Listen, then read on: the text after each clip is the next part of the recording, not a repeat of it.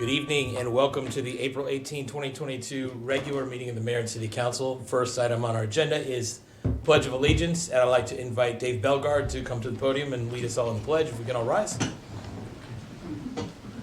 Thank you, Mayor. I pledge allegiance to the flag of the United States of America and to the republic for which it stands, one nation, under God, indivisible, with liberty and justice for all. Thank you very much, Dave. Appreciate that. Next item on our agenda is reflection, and I wanted to bring up the tragic passing of Dwayne Haskins Jr. Last week down in Florida. Dwayne Haskins and his family came to be in Gaithersburg during his high school years when he attended the Bullis School. The Haskins family lived 2 doors down from me in Orchard Place. I would see Dwayne Jr. and his sister around quite a bit, though I did not know them well. I was closer with Dwayne Sr., his father, and he and I are still in touch periodically, even after they moved. As everyone knows, Dwayne went to Bullis from Bullis to play at Ohio State, where he literally changed the trajectory of the quarterback position at that major college, setting just about all of the single-season records and leading them to a win in the Rose Bowl. The next spring, he was drafted by the Washington football team, and after a couple of years here, where it was never a great fit, in my opinion, no fault of his, he went to Pittsburgh, and it was reported that at the time he died, he was down in Florida training in order to compete for the starting job with the Steelers. He was 24 years old. We offer our condolences to his father, Dwayne Sr., his mother, Tamara, and his sister, Tamia, as well as his friends and teammates. There is a vigil coming up on Sunday, April 24th, this Sunday, 7 p.m. at the Bullis School. If anybody's interested, it's open to all. And I'd like to call for a moment of silence, please.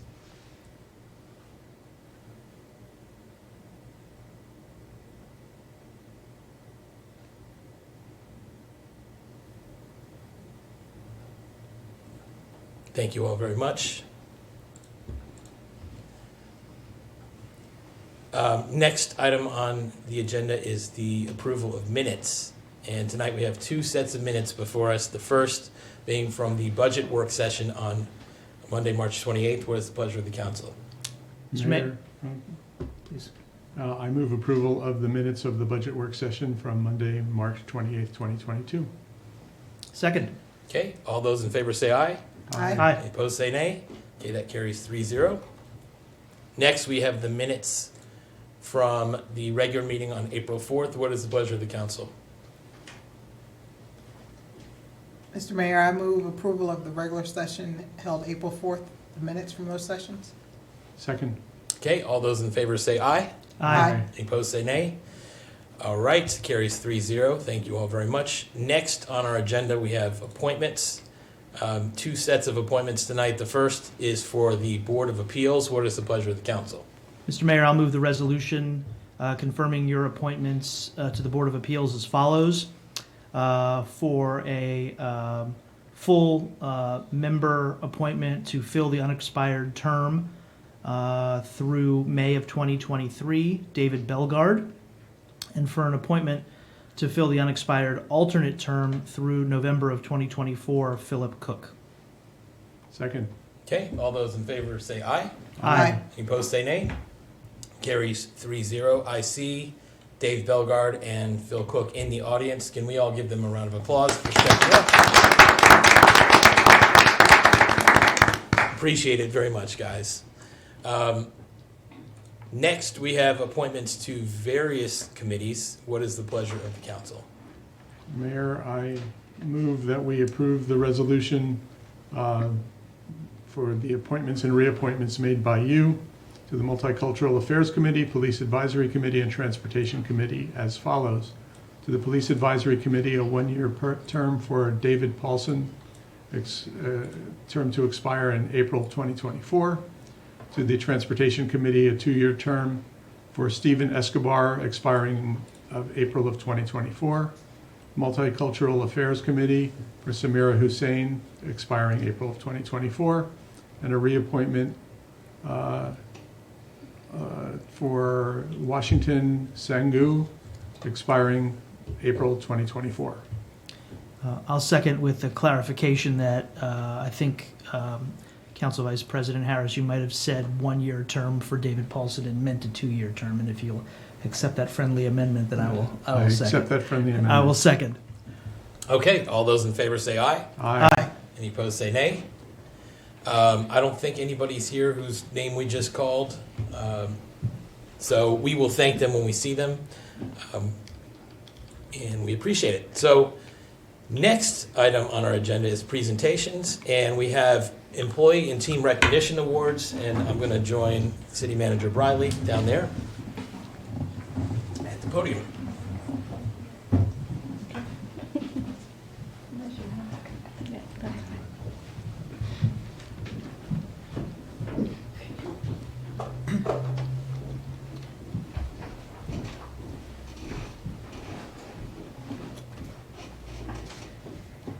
Well, good evening. I am excited, as always, to bestow all the joy and love on our employees who do such an amazing job for the city. This evening, I want to congratulate Sharon Disk and the Election Support Team winners. They are the 2021 Employee Recognition Award for the fourth quarter winners. That's October 1st through December 31st. These winners were nominated by their peers, and the final selections were made by the Employee Recognition Committee, who are also volunteers, and we thank them for their commitment and service. And Sharon, tell you a little bit about her. I get to work with her in the city manager's office. She is our economic development manager. She's recognized for her dedication and professionalism and nominated for her exceptional skills in serving as the interim chief of housing and community development division. Since the retirement of the former manager in October of 2021, Sharon has continued managing the economic development duties while ensuring that the housing and community development clients were served without delay. Thanks to Sharon's proficiency, housing tenants and those seeking rental assistance were served quickly and effectively. Community development block grant requirements were fulfilled, and the division was able to continue participating in the Council of Governments Fair Housing Analysis. Congratulations to Sharon.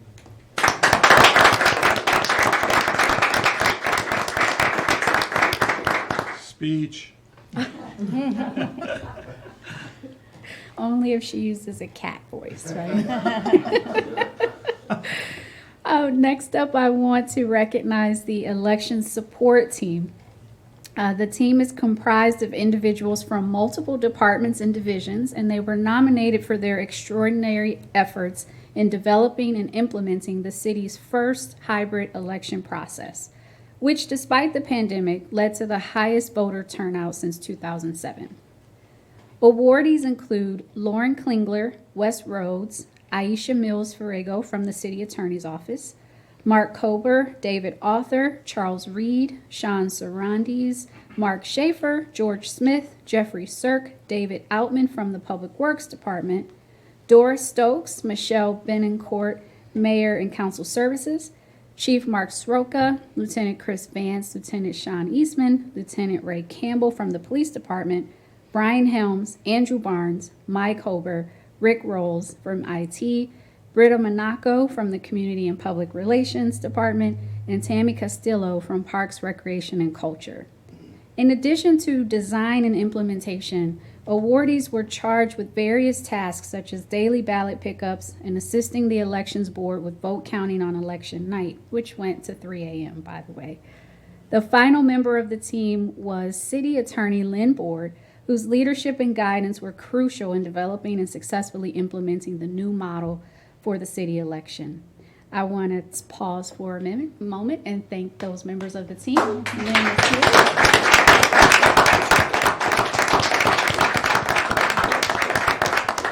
Truly excellent work. Additionally, I am happy to announce a new award this quarter, which is dedicated to recognizing outstanding employees in the Department of Public Works. As with the citywide Employee Recognition Awards, winners were nominated by their peers and final selections were made by the Employee Recognition Committee. These awards will also be presented quarterly. At this As this is the last quarter, the awards are recognizing Employee and Team of the Year for 2021.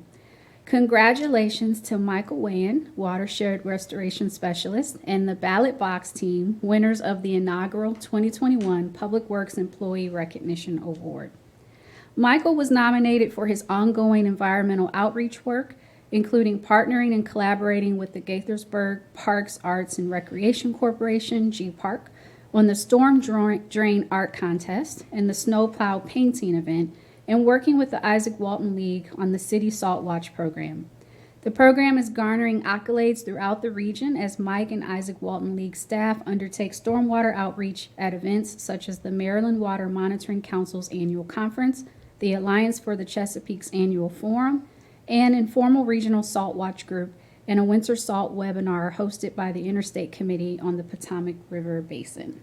Additional kudos to Mike for completing his doctorate degree in organizational leadership.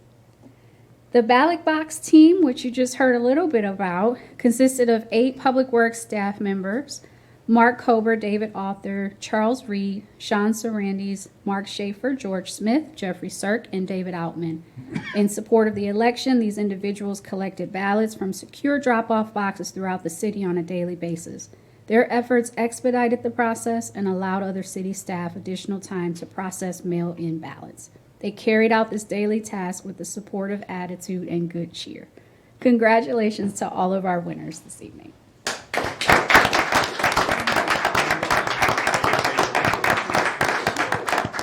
Sharon, do you want to take a quick picture? Sharon, come on up. Tom, you want to take this? She drug her husband all the way here, so I don't see Britta here to take the picture. Camera? Yeah. we'll add that to your many expanding duties there, Tom. Yes. I'm not ready. Thank you, Tom. What about Lynn? Congratulations, Sharon. Lynn? Lynn's coming down. Well, Doris was named too. Doris is named. Part of our group. Come on, Doris.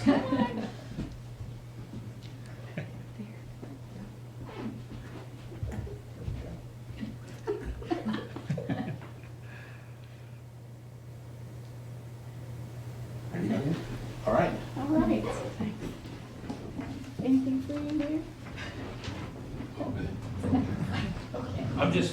This is how we used to do it, you know? We used to have, little plaques and then they come up and hold them up. No, they gave me nothing. Yeah. All right. Get back into our We're working on getting back to, I think the plaques may be in a supply chain situation. We'll figure it out. that makes sense. Okay. Next item on our agenda is public comments. This is the time the mayor and council would like to hear from anybody on any topic that's not a public hearing topic. We ask that you state your name and address, or if you prefer, your neighborhood for the record. Keep your comments to no more than 3 minutes. If you have more than 3 minutes worth of material to deliver, we're happy to hear, take your 3 minutes here, and we're happy to take the rest in writing, and it'll be considered just the same way. We do have one public hearing tonight, so if you're here to speak on that, it's the franchise agreement with Verizon. If you're here to speak on that, then just hold off. If you're here to speak on anything else, this is the time. Would anybody like to speak tonight? Come on up.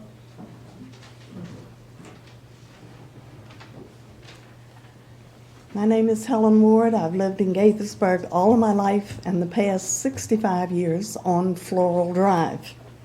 The purpose for being here this evening is I'm following up from having been here 4 weeks ago. My subject at that time was and still is an appropriate sign at the Chestnut Street Railroad crossing. However, to this date, I have not been given the courtesy of a reply from anyone in the city. Was I just talking in the air and it's been blown away? Is work in progress or what? I have no idea. I feel that I should have had some follow-up from the city to my presentation of 4 weeks ago. I'm looking forward to hearing from someone in the very near future. Again, I thank you for my time. Thank you. Do we have anybody else who'd like to make any comments this evening? Let me take a look on Zoom see if there's anybody. If anybody on Zoom would like to make a comment, use the Zoom raise hand function. I'm looking right now for any hands going up and not seeing them. Okay. Mrs. Ward, I believe last time you testified, we sort of asked about what the ins and outs were of this request, and I think it came down to a question of who's paying for this thing, and am I? That's correct, Mayor. Ms. Ward, I'm happy to follow up with you tomorrow. Apologies that there was a delay from the last meeting. I do realize that you have had lots of conversation with staff leading to this point, which is what brought you to us this evening, but still happy to follow up. We were going to take a look at a different angle, and I will apologize to Ms. Ward and to the mayor and council that just I didn't follow up on that. So Okay. my apologies, and we will circle back to it. Okay, thank you, Tanisha. Okay, next on our agenda is our public hearing on the Verizon franchise agreement, and I'm going to turn it over to Lynn to lead us. Thank you, Mayor and Council. Before you this evening is a public hearing on the city's current franchise agreement with Verizon. The current agreement expires on May 25th of 2024. You may wonder why we are dealing with this so far in advance. We are only because of federal law. The process for renewal and initial cable franchise agreement is governed by the Federal Communications Act of 1934, as amended through the years. And it requires that the renewal process begin 36 months prior to the expiration of an existing cable franchise agreement. So it begins by the franchisee contacting the city and requesting a renewal, which did happen in this case. Verizon notified the city on October 19th, 2021 of its desire to renew. Once we receive that request, the city is required to hold a public hearing within 6 months of that notice, and that hearing is this evening.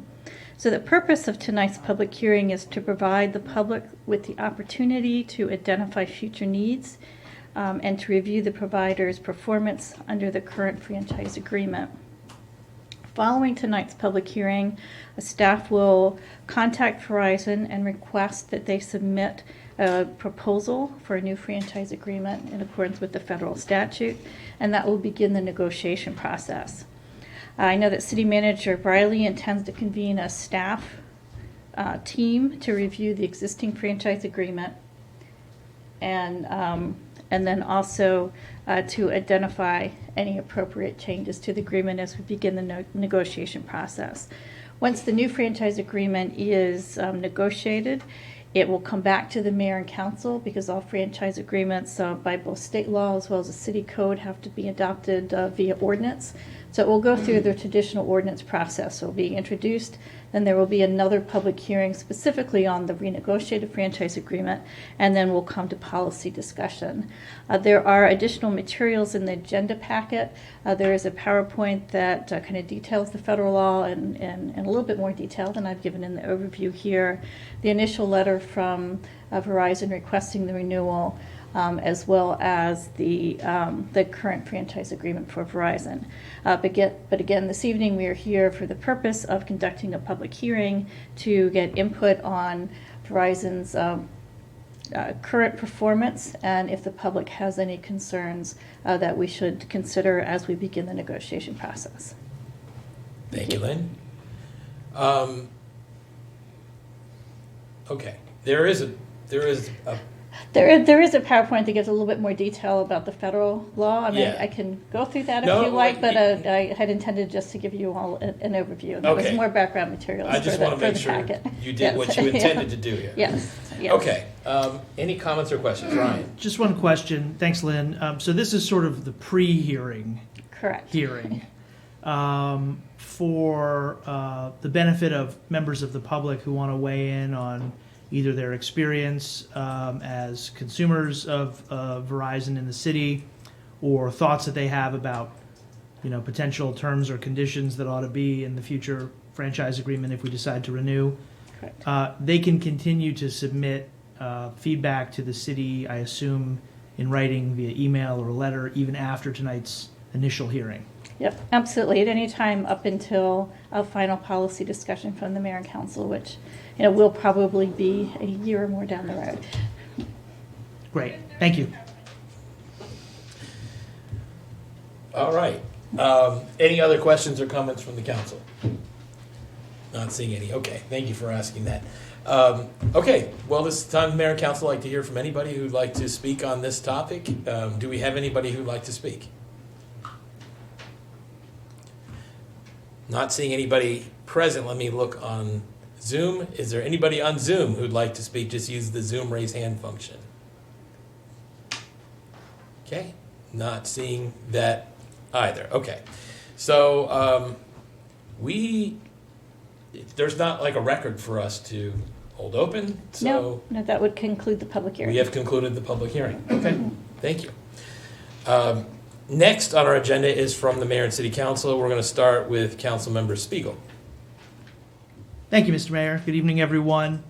Again, happy holidays to everyone who's been celebrating or continues to celebrate all of our various spring holidays. And hope you've had a good opportunity to spend a little time with family and friends and enjoy the occasional good weather between our intermittent not so good weather. I'm wearing my green tie for Green Month. I want to continue to encourage everybody to take a look at the various virtual and in-person activities that we have throughout the month here in Gaithersburg and around the region to recognize green programming and awardees in our community who have done great things to try and protect our local environment. And of course, Friday, I believe, is Earth Day. So hope everybody will keep that in mind and have an opportunity to celebrate Earth Day and maybe do something nice for the environment then as well. I want to congratulate all the folks who were voted in either as appointees or reappointees to our various boards and commissions. Look forward to continuing to work with those who have been reappointed and to work with those who've been appointed for the first time.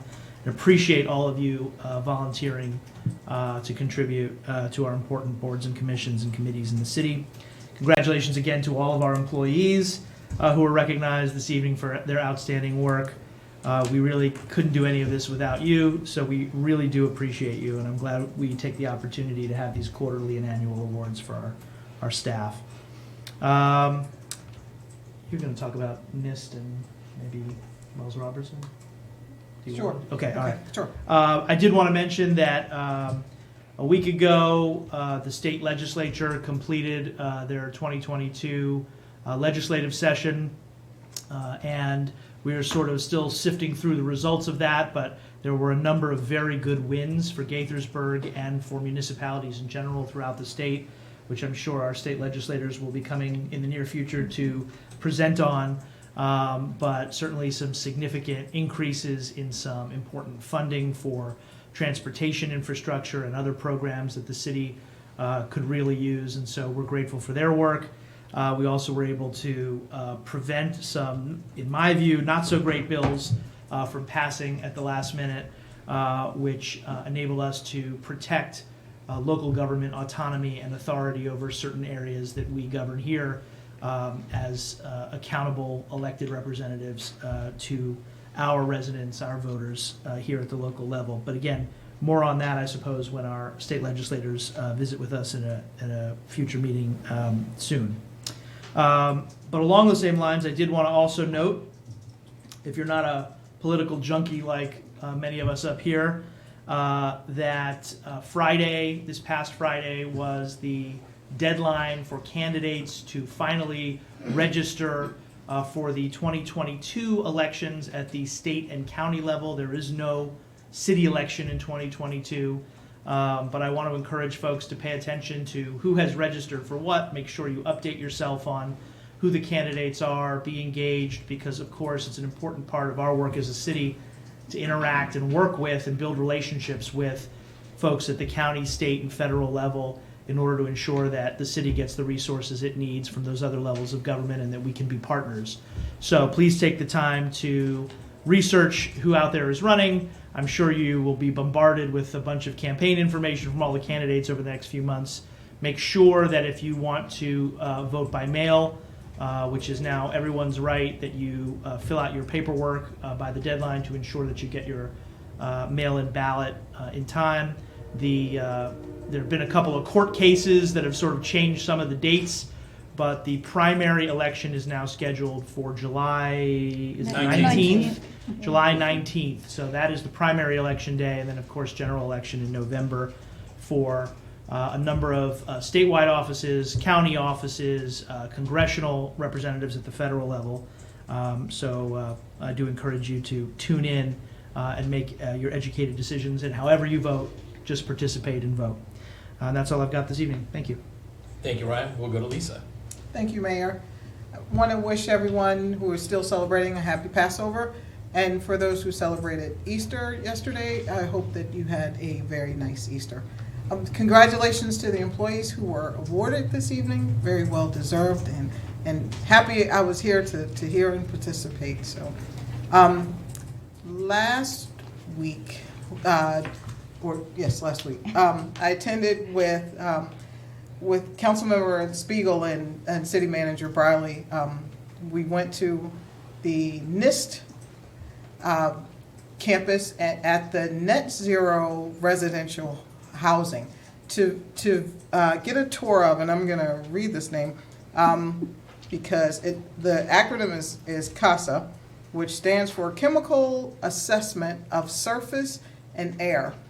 And really it was about 10 postdoctorate students who from across the country and mostly from Denver, Colorado, University of Denver, and who showed us what it looks like when chemicals and toxins from outside get inside a residence, and whether it, how it impacts the air in a home.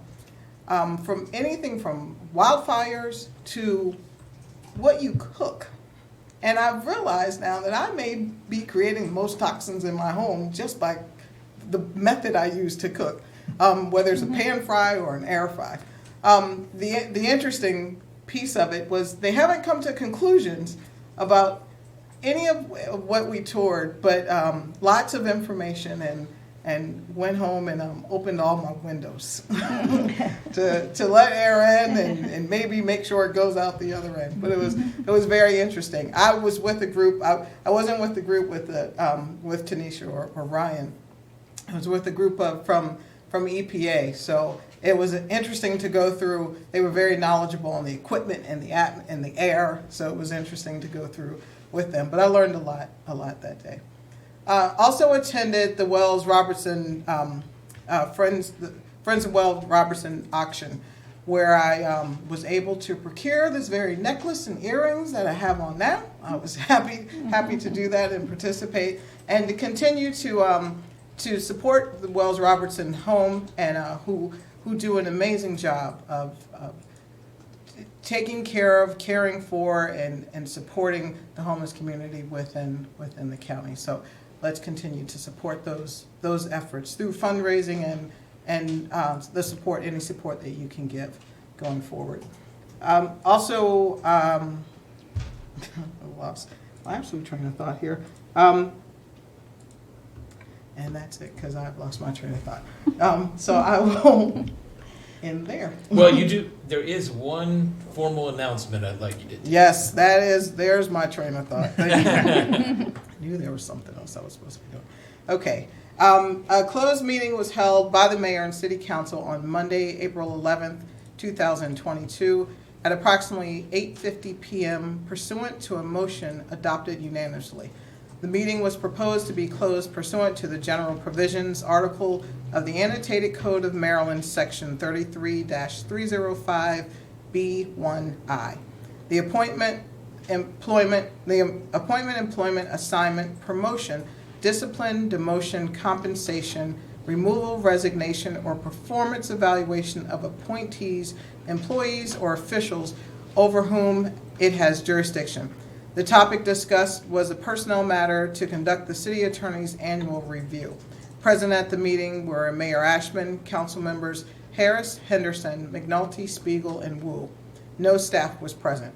Upon conclusion of the discussion, the closed meeting was adjourned at approximately 9:10 p.m. Thank you, Lisa. We will go to Neil. Thank you, Mayor. So going last on the list of council members means that a lot of the ground I was planning to cover has been covered. So I'll just reiterate a tiny bit and talk about a couple of new things. First of all, happy holidays to everyone who celebrated Good Friday, Easter, Ramadan, Passover, and whatever. Hope you had a great weekend and that you're not too disappointed by the weather. And hopefully we'll have better weather tomorrow or the next day, because it's very unpredictable. Regarding the elections coming up, and Ryan covered most of the information, I personally registered for voting by mail this very afternoon. The process was pretty straightforward. I needed to have my driver's license number and my birth date and the last 4 digits of my social so they could identify me. You can decide if you want a ballot only for the primary, only for November's general election, for both, or for every election from now on going forward, as long as you're registered.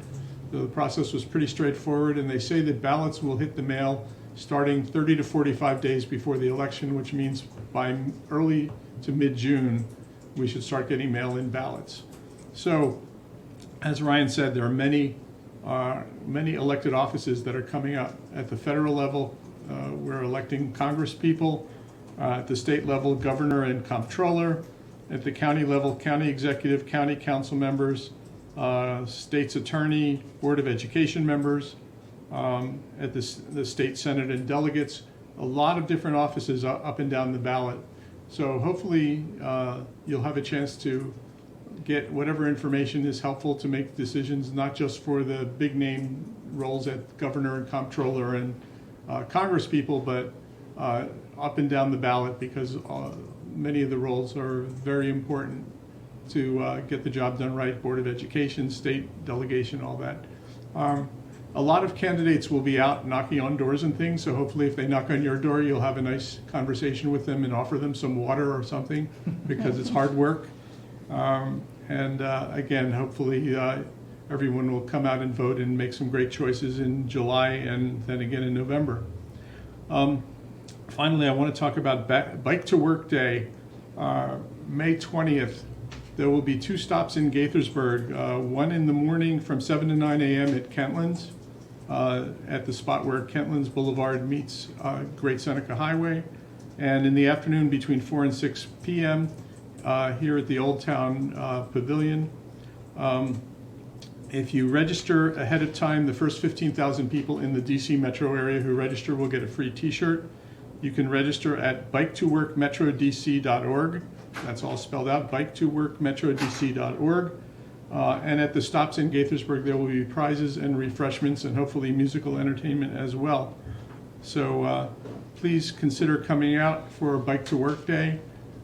It's always a good time, and hopefully the weather will cooperate as well.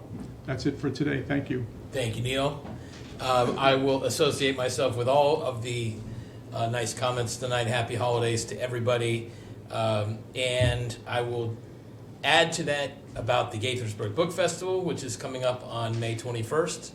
For those who don't know, the Gaithersburg Book Festival brings together some of the very best authors in the business to meet you, present their latest work, and sign books. There will be presentations really for all ages and different tastes. This year, the book festival will feature more than 130 authors, including Jacqueline Mitchard, who was the very first Oprah Book Club pick, S.A. Cosby, terrific up-and-coming crime writer, John Feinstein, sports writer, Hall of Famer, Andrea Bartz, who has a terrific bestseller thriller called We Were Never Here, Reina Grande, who's got a historical fiction about the Mexican-American War, which I just read, which was terrific. A legendary children's author, Peter H. Reynolds, Dr. Fiona Hill, who was a key figure in the first impeachment, sci-fi writer John Scalzi. Yay. I paid him to do that. Catherine Schultz, who's a writer for The New Yorker, a Pulitzer Prize winner with a terrific memoir, and many, many more. The festival features workshops for aspiring writers, a ton of children's activities and performances, stages dedicated to poetry and to multicultural readings, food and exhibits. The featured authors' books will be available for sale on site thanks to our friends at Politics and Prose Bookstore. But the festival itself is free to attend and free to park and fun for all. It will be held at beautiful Bora Park. We hope you'll join us Saturday, May 21st, 10 a.m. to 6 p.m. You can find out more at the website, GaithersburgBookFestival.org, as well as on Facebook and Twitter. Just search Gaithersburg Book Festival. And the next week's meeting, next week we have a work session, Mayor and Council, and this will be a test to see who the real diehard municipal people are that will watch this. We're going to receive an update on the FEMA flood insurance map. So if you're into that, you are really a diehard municipal person, and we commend you. And then the next regular meeting of Mayor and Council will be on Monday, May 2nd. Both of these upcoming meetings are hybrid, just like these are. You can show up in person or you can participate via Zoom. And with that, we need actually a motion. I'm going to actually turn to Lisa for this motion because we need to hold a closed executive session this evening. Lisa, go ahead. Mr. Mayor, I move that the mayor and city council of the city of Gaithersburg conduct a closed executive session immediately following its session tonight, Monday, April 18th, 2022, pursuant to the general provisions article of the Annotated Code of Maryland, section 3-305B1I. The appointment, employment, assignment, promotion, discipline, demotion, compensation, removal, resignation, or performance evaluation of appointees, employees, or officials over whom it has jurisdiction. The topic to be discussed is a personnel matter to conduct the city attorney's annual review. Second. All those in favor say aye. Aye. Any opposed say nay. Okay, that carries 3-0. Lisa, very well done. So we will have a closed executive session immediately after this meeting, and we will move to from the city manager, Tanisha. Thank you, Mayor Ashman. As many of you know, I'm a native Ohioan and, of course, an alum of The Ohio State University. So there were lots of connections for me tonight that I just wanted to mention briefly. Obviously, we honor the memory of Dwayne Haskins Jr. I want to say how firm that friendship for him, part of our alma mater song, and send our best to his family as they get through this difficult time. I'm wearing my scarlet and gray this evening as well in his honor. There was several other connections to my alma mater, which was interesting. The NIST house that we toured, the CASA project, does have an Ohio State team on it. OH, go Bucks. And it was equally educating and terrifying, so I do agree with that assessment. And the other Ohio connection mentioned tonight was the Wells Foundation's auction, where I was the winner of a Longaberger basket. And if you are into baskets, you would know that they are an Ohio company with internationally renowned baskets. I got that basket for a steal. So the folks here in Maryland haven't yet figured out It's wicker, right? It's a wicker basket. Again, internationally renowned company. The small basket I got probably retails at $50 or $75. I got it for $5. So go Bucks! Nicely done. in real city news, we'll mention that the cross-departmental team met last week with the WRS team, the group working on the Lake Forest redevelopment project. Our goal was to invite them in early and review elements of the master plan. We also invited the county staff to talk about the transit center and some dreaming about the transit center and the future of that particular element as it fits into their overall redevelopment plan. So again, the goal was to start conversations early, make sure we're all on the same page, and we've agreed to continue to meet regularly as things progress. So stay tuned. That's exciting. Thank you. Thank you. Okay, we're going to move on to economic development update. Tom Lonergan-Seeger. Good evening, Mr. Mayor and members of the council. Just one item for you tonight. I wanted to mention that Gaithersburg's own adaptive phage therapeutics, located at 708 Quince Orchard Road, is making headlines, good ones, once again. The company, which advances therapies to treat multi-drug resistant infections, has raised another $20 million in funding less than a year after raising over $40 million to advance its therapy for superbugs. The new funding brings their Series B total to $61 million, allowing the company to accelerate clinical trials for two important programs: prosthetic joint infection and diabetic foot osteomyelitis, in which soft tissue infections can spread to the bone and require amputation. This most recent investment does come on the heels of a recent hiring spree in which the company nearly doubled its headquarters headcount to 64 and doubled the manufacturing facilities capability here in the city to 26,000 square feet, which we will be celebrating at a ribbon cutting in a couple of weeks. The company does plan to fill another 28 positions over the next year, largely in manufacturing and quality control.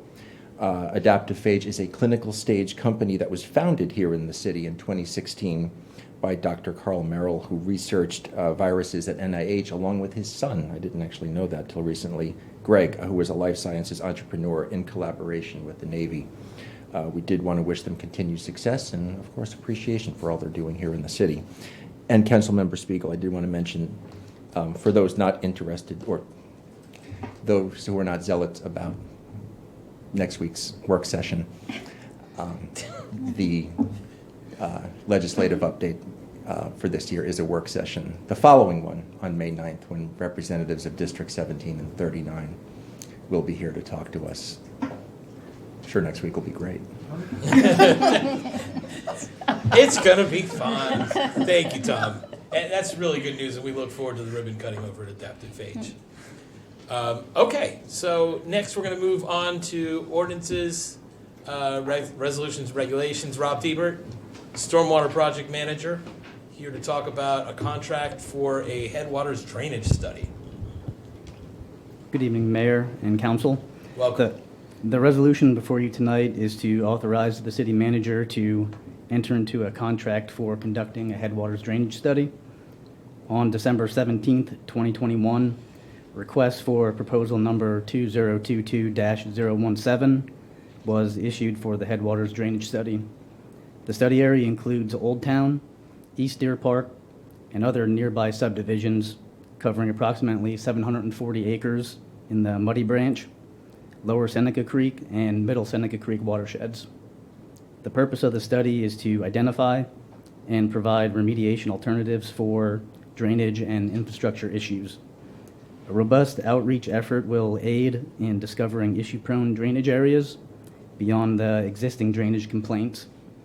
Fieldwork will verify the existing stormwater geodatabase, gathering information on reported issues, locate needed infrastructure repairs, identify opportunities to enhance the environment in the most feasible, efficient, and effective way possible. Resiliency needed for future storm events will be considered for the recommended alternatives. Opportunities to earn credits towards the city's goals set by the Maryland Department of the Environment will also be considered. Proposals were received and opened on February 2nd, 2022. Information on the review of the 7 vendor proposals are in the attached award recommendation form on packet page 116. Proposal estimates varied primarily on different field investigation durations, different outreach plans presented to us, and the percentage of vendor staff assigned to conduct the study. The selection committee recommends award of the contract to the most qualified responsive offerer, Dewberry Engineers Incorporated, in the amount of $248,131.05, or through the change order process, not to exceed the CIP funding for this project and any contingency funds available in the Stormwater Management Fund. Funding is budgeted and available in the Stormwater Management Fund, and The estimated 16-month-long drainage study will begin soon after the contract is finalized. Do you have any questions for me? Thanks for the presentation. I just want to try to put this in layman's terms. Since we have had some pushback over the years on stormwater projects, to say the least, essentially what we're doing here is this study, this 16-month-long study, is going to inform future stormwater projects the way we go about it, correct? Correct. And we're looking for ways that will, as you say, are the most sort of efficient, effective, feasible ways to go about doing stormwater projects so that we can meet our requirements. We can also be good stewards for the environment. We can also limit areas of disturbance. We did one of these, not the same exact kind of study, but we did a similar study like 10 years ago, and the actual report came out like 8 years ago. And it informed our stream restoration projects that have turned out to be controversial. So just for the benefit of the public, you're going to want to keep an eye on the recommendations that come out of this study, because we are trying to be judicious and wise the way we approach these projects and balance a whole lot of things. And the report that comes out of this is going to help us do that. So if you think you're going to have a big problem with some sort of stormwater thing we're going to do, you should make sure you look for that section in the report and see what could be coming. I just want to put that out there in very, very simple layman's terms. Anybody else have any questions or comments on this? So, I mean, again, just to add on to what you just said, Mayor, what we heard a lot over the last several years on these stormwater projects is we don't want to just address stormwater when it gets into the streams and creeks and things. We want to see if we can address it wherever it's originating in impervious surfaces, buildings, et cetera, upstream, so to speak, of the streams and creek beds. So hopefully we'll get more information out of this study so that we can take appropriate action and not just do the same sort of projects that people find uncomfortable. Right. That's fair, right? Yes. All right. Okay. Questions, comments, or someone want to move the resolution? I would like to move the resolution. I second. Okay, all those in favor, please say aye. Aye. Any opposed, say nay. Okay, that carries 3-0. Thank you. Thank you. And next, we have from the city attorney. Yeah, I just wanted to follow up on some of Councilmember Spiegel's and Harris's comments this evening on the upcoming state and county elections. As you all know, over the past several elections, the county has used the Activity Center at Borough Park as a location for early voting, and it's been one of the more popular spots within the county. We are working with the County Board of Elections. Actually, we have a meeting with them on Wednesday to try to finalize that agreement again. Due to some of the changes in the dates of the primaries, it's causing some conflicts with our summer camp programs, but we're trying to work through those. And at this point, we do anticipate having early voting at the Activity Center from July 7th through 14th. That's great. I'm glad you brought that up, because I meant to bring it up from the mayor and council. I received 3 different email messages today from people concerned that we were saying no, that Borough Park, the activity center, could not be used. And when I got in touch with staff, Carolyn Muller came back and said, no, we're planning to try to accommodate that. So for members of the public watching, we are trying to get this done. Just so you know. Thank you, Lynn. Any other comments on that? Well, what are we thinking of doing with the camp programs during that week? Are we going to move them to another location, or what's the thinking at this point? I think we have, we as well as the County Board of Elections have been trying to work with Gaithersburg High School. So either one or the other may move to the high school is one of the options. But we're exploring a couple different options, and again, hopefully we come to a conclusion on Wednesday. Okay. All things being equal, obviously the staff can work this out, but all things being equal, it is nice to have consistency on where the election is. So if the summer camp has to move to the high school and that's feasible, I'd rather that move than the election move, just for consistency's sake. But that's, take it as you wish. Anything from any other staff? Not seeing anybody? Okay. Well then, as I mentioned, we have join us for our work session next week about a topic that you probably haven't thought about, but maybe it'll be super interesting. It's really important. It's very important. It's yes. very important. Update on the FEMA flood insurance map. And then next regular meeting of the Mayor and Council is on Monday, May 2nd. And go visit GaithersburgBookFestival.org when you get a chance. Until next time, let's do great things, Gaithersburg. We are adjourned.